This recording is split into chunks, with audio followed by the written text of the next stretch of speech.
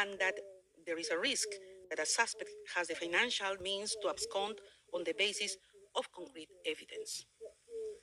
The appeals chamber has also held that the existence of a support of network and financial means may be relevant to determining whether there is a risk that a person may evade justice or interfere with the investigation, and that access to the international contacts could provide the means to enable a suspect to abscond, whether or not there was evidence that the suspect would actually utilize such contacts.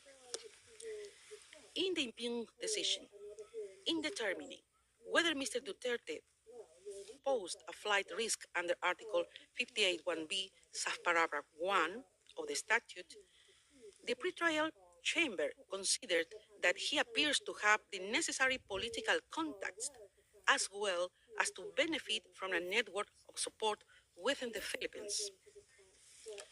The appeals chamber considers that contrary to the defense's argument, the pretrial chamber specifically outlined why it found that there existed a network of supporters in relation to Mr. Duterte, and for which reason this supported its conclusion that the risk under Article 58(1)b, subparagraph 1 of the statute was established.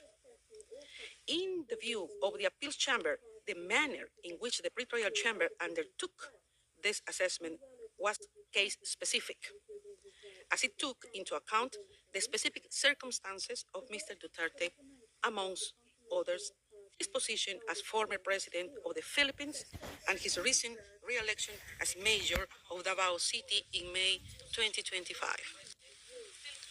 It follows that the defense has failed to demonstrate that the pretrial chamber committed an error in assessing and considering Mr. Duterte's network of supporters for the purpose of its examination of the risk under Article 58(1)b, subparagraph 1 of the statute. Further, under the first ground of appeal, the defense argues that the pretrial chamber's alleged reliance on irrelevant considerations led to errors of law and fact. Regarding the arguments on the assessment of evidence, and in particular, the defense's contention that a number of factors relied on by the pretrial chamber were irrelevant, the appeals chamber notes that when assessing the risk under Article 58(1)b, subparagraph 1 of the statute, the pretrial chamber relied on several factors in support of its finding that such risks existed. It relied on a statement by Mr. Duterte